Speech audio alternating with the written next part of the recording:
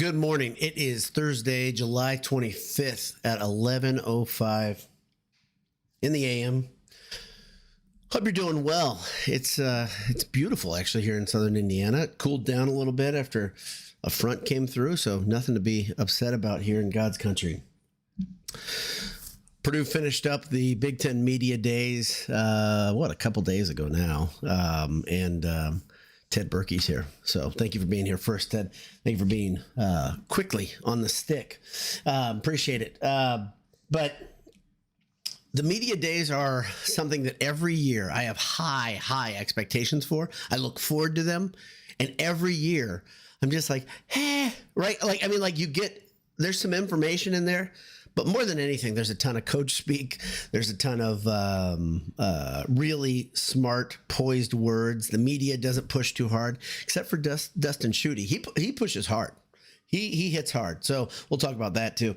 But before I do it, let me reach across to our friends who have sponsored us, who are our partners. Thanks to AJ's. When you're on campus, head towards the fire station, and then walk in the door and look for Adam and Jake. And if you see them, give them a massive hug. They love that. They love to be hugged. After you hug them, after you get done with that long embrace, order some delicious food, a pint, sit down, watch some television. Have the greatest staff in all of the land help you out. EatAJ's.com. AJ's by the fire station. Burgers, beef, and beer. That's AJ's. And if you're in need of a t-shirt, something comfortable, something soft, something black and gold, something borrowed. If you're in need of a television, not a television. If you're in need of a t-shirt, there we go. Let's do that. That's better. Head over to homefieldapparel.com. And when you go there, you're going to find lots of cool Purdue stuff. Like I said, they've got a cool retro hat that I like a lot. If you want to gift it to me, that'd be great too. Enter Boiled 23 at checkout. You get 15% off your first order. Home Field Apparel, nothing bad there. I mean, it's good stuff, except for the IU stuff.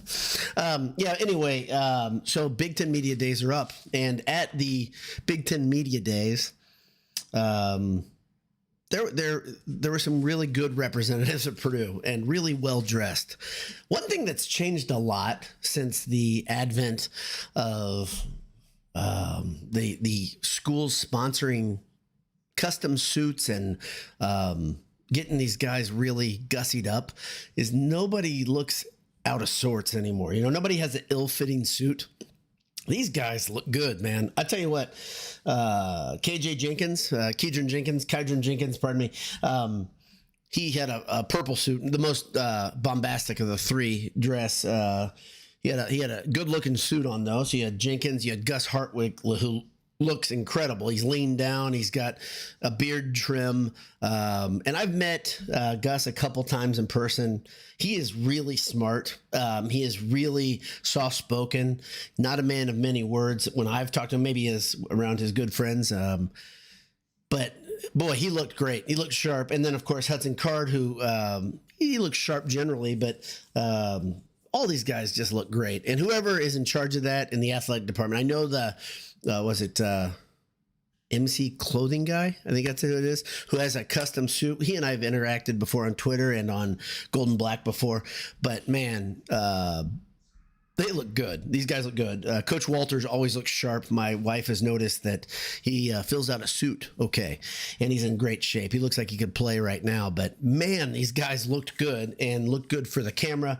And when the cameras were rolling, they said some pretty good stuff. The biggest thing to me, the overarching theme of the comments that I heard is they have all noticed that Purdue is picked to finish 18th in a conference of 18 teams. And that got their attention. Coach Walters mentioned a chip on their shoulder, on the collective chip on the team's shoulder. And I love to hear about that. I love to hear that this stuff, they don't want to focus on it. They all said that multiple times. Don't want to focus on it, but it's hard to deny it, I think, is kind of what they said. So the media has no faith in Purdue. I've been watching pre-season football prediction shows from non-Purdue people. That's fun stuff. And as I dig through YouTube, I find more and more. But a couple interesting things that I've gleaned from those is a lot of these people say Purdue should be better than last year. The people that have no connection with Purdue say that, even going back to spring. And a couple of them said noteworthy things like, wow, they did really well in the portal. Coach Walters understands he's made mistakes and he's willing to learn from them. Purdue in the spring game looks fundamentally sound. They've got a lot of guys that look the part. They've got depth at many positions they didn't have. And this is all true. This is all true. And I think it matters. Conversely, the media is leaving Purdue for dead. And this should matter to you as a Purdue fan, because you should say, I'm pissed off, I'm offended as well. And you should go to Ross-Ade and cheer loudly and support the guys and let them know you're behind them, because I hate that stupid shock the world trope, but it's a real thing. It's a real thing. And Purdue will absolutely shock the media, if nothing else, if not the entire sports world, by just having a respectable season, let alone going to a bowl game. Like I've said, I've been very consistent. I think 5 wins is where I see, and I think 5 wins would be excellent for this this schedule. It's a mother of a schedule, but 5 wins with this schedule, that means you probably have won 3 or 4 Big Ten games. That doesn't put you at the bottom of the conference, in my opinion. I just don't think there's any way.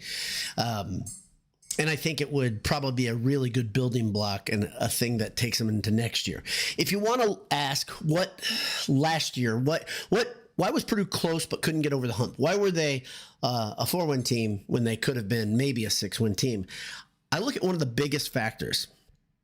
Gus Hartwig being unhealthy this time last year. He talked about that at the media days, and he said that this time last year he was just trying to figure out how he could get himself ready for middle of the season. He was not feeling really good. He was worried about what the longer view looked like, how quickly he'd get back on the field.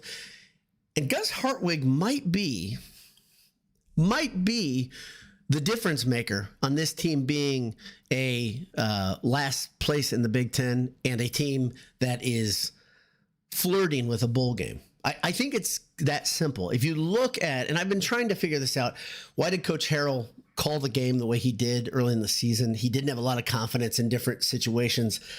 I've harped on that. I have hit that idea. I've beaten it up, left it for dead. But I think Gus Hartwig being the anchor of that line is extremely important. And if he can stay healthy and they have the depth that we know they have, this offensive line can bust open some holes. If you didn't know this last year, you probably did if you're here.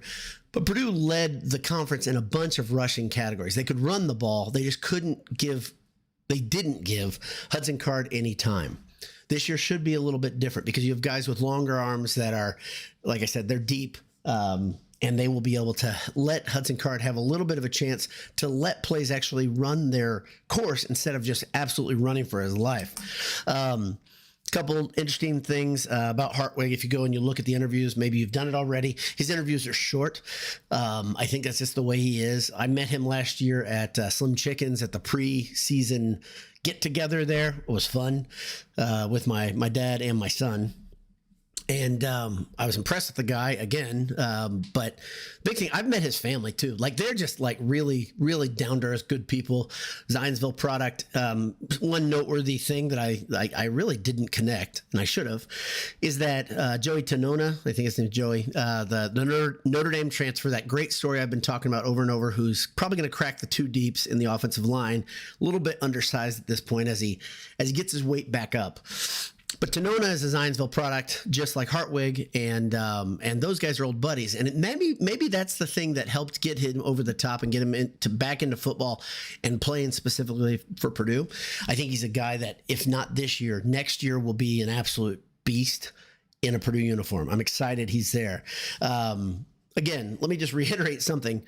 If you go back and you watch the Big Ten media days, check out this sweet fade that Hartwig has. The beard to skin to hair transition is on point. I mean, I envy it a lot, number one, because he has options with the hair, but just a killer beard too. So handsome man. I'm okay admitting that. I'm completely confident that Hartwig is, I think he's got a girlfriend, guys and girls who are watching, but Dude looks sharp. Okay, I'm not going to keep going on this. Okay, Jenkins. One thing that I thought was really interesting. Maybe I haven't been paying attention, but he's going by KJ all the way through the media days. He was referred to as by KJ. Maybe I should do that because I've always struggled with Kedra in the name. But one thing that again.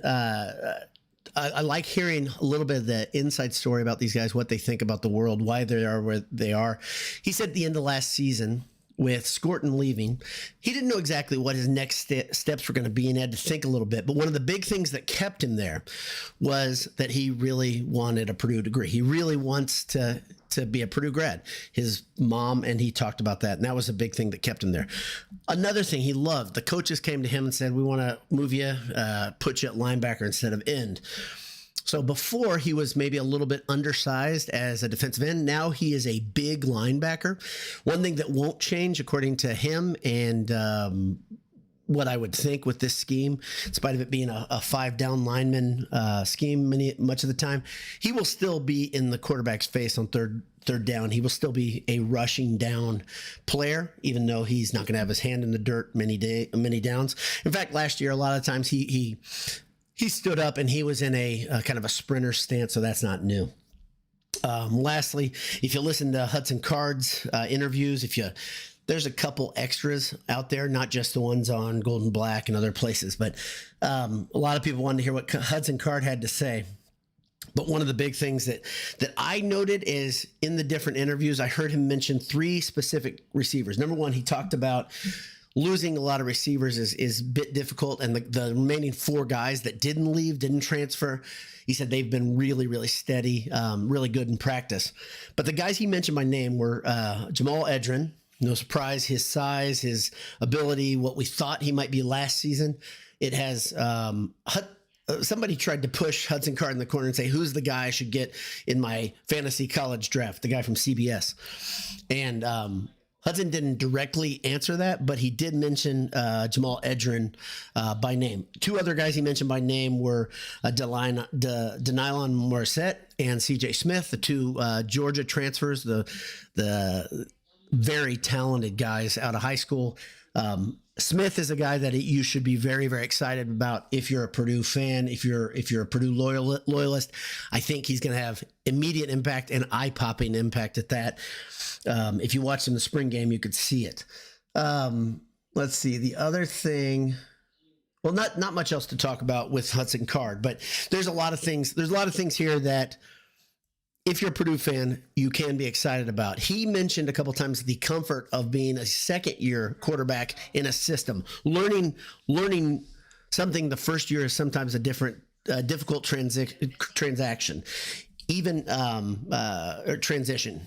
Hold on a second. Okay, sorry.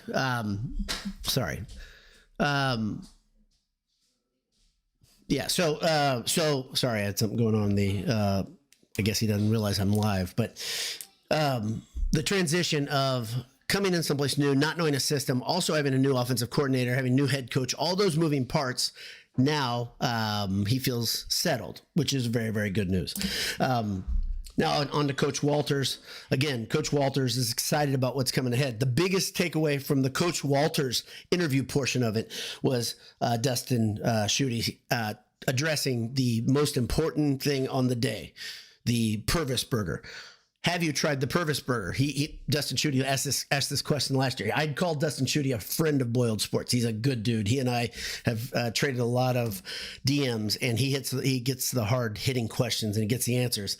As it turns out, Coach Walters, while eating breakfast at Triple X, hasn't tried the Purvis burger. That's a big deal. And I don't want to say it's un-Purdue like, but it's close. Come on, man. Get a Purvis burger. It's time to do that. Succumb to the peer pressure. It's absolutely delicious. And I talked about that on Twitter a bit. The importance of the Purvis burger to me, real close to my heart in all ways. Clogging my arteries, actually. Anyway, I know we are not sponsored by Triple X. You know that there's one place we like to go for burgers. That's AJ's, but still, I thought that was a noteworthy question. Another thing I wanted to talk about before I talked to you guys was this. I said I would talk about my tattoo. Here's the tattoo. Let's see. There you go. So There you go. So that's my that's all I'm going to do. But if you look close, there's a number 4 buried in the graphic to show that Purdue finally got the Final Four. I made a vow to get the tattoo, so I got the ink, and I'm excited that I got it. I like the way it turned out. So that's about it. So thanks to everybody who's tuned in live. Thanks to everybody who is watching this on delay as well, listening to it on the Believe Network. Last show, I uploaded a little slowly, so I apologize for getting that on Believe late. But better late than never. And thanks to everybody also who listened to the Big Ten Ted interview the preview, the Big Ten preview that I had with Ted. That was pretty awesome. So, let's see. Ted Berkey's here. Also, let's see. I'm getting a glitchy thing over here. Not sure if I'm still running. Wow. Okay. YouTube is doing it again. But Ted Berkey's here. Thanks for being here, Ted. Sophia Helvey. Big fan of Sophia Helvey's. Glad she's here. Alfred Dowd, my favorite regular Boiled Sports attender, says, Boilermaker Purdue football just around the corner. Boiler up. Greg McManus is here. Greg says, I bookmarked the media poll results on Twitter. Plan to use profusely in November. And I think he's right. Jay did the same thing. He is keeping receipts, as they say, and you guys should as well. Greg Mitchell says, love the Purdue will finish last in the league mantra. The media is vomiting.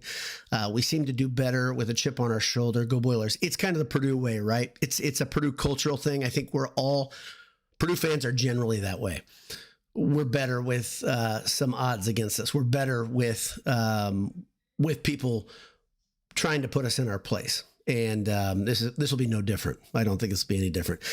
McManus comes back, says, Hardwick and Bo will be huge, pun intended, for the OL. I think the offensive line is going to be extremely solid, and I'm excited about those guys being the anchors of the unit. Ted Berkey says, I wonder where this team would be predicted if we had the same schedule as Rutgers or IU. Ted, good question. And Big Ten Ted talked about that specific scenario, the Rutgers schedule. He thinks if Purdue had Rutgers schedule, they would be a 7 or 8 win team. And I tend to agree. I went back and looked at it and I was like, man, the way that thing's laid out, Purdue would be in really, really good shape. So yes, you great minds think alike. And I agree with that. Greg Manis says, okay, breakfast at Triple X is magical. Yeah, no problem with breakfast there. In fact, I don't think our friends at AJ's even offer breakfast. So if you're going to go to Triple X for breakfast. Get a Drew Brees. I think the Drew Brees meal is incredible. And when it comes out, it's daunting. I'm going to be real honest. I had one on one of my my son's last official visit before deciding Purdue, or maybe right after he decided he was going to go to Purdue, back in February or March. And yeah, it's very good. I agree. I think that thing's got biscuits and gravy, fried eggs. There's a breakfast meat. Is there a pancake in there? I don't know, but it's a lot of food. And hash browns, I think. I think that's right. You guys can correct me if I'm wrong, but it was good. But I still would go Purvis. Maniacally Steve says, hey, hell yeah, finally. Yep, right on. Nita B. Inverse says, really cool tattoo, hammer down. Thank you. Maniacally Steve says, you're live. Good. Let's see. Al Dowd one more time says, mom's not happy with the tattoo, loves you anyway. So my mom she's pirated my dad's name on here. That's not good. You can't do that. Shouldn't do that. But anyway, I don't think that's my dad typing that. It just doesn't sound like the rhythm of it doesn't sound like my dad, the cadence. Thank you to my mom and dad for tuning in live. That's unusual for both of them to be on. And thank you to all of you who are tuned in live as well. Sophia Helvey and any Helvey family member, always welcome, as are you guys. Boiler up, hammer down. Talk to you later. Have a great day.